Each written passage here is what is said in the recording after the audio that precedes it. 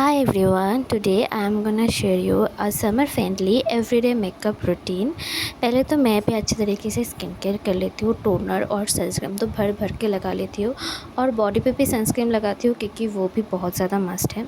फिर लगाती हूँ प्राइमर क्योंकि मेरा स्किन बहुत ज़्यादा ऑयली है और उसको मैटिफाइन करना बहुत ज़रूरी है।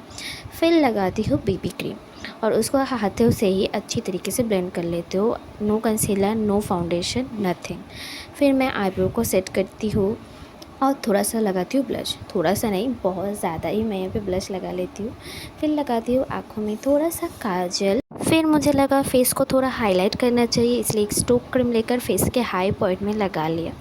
फिर आईलैशेस को किया कर्ल और भर भर के लगाया आईलैशेस पे मस्कारा, जिससे एकदम ही आपका लुक चेंज हो जाएगा।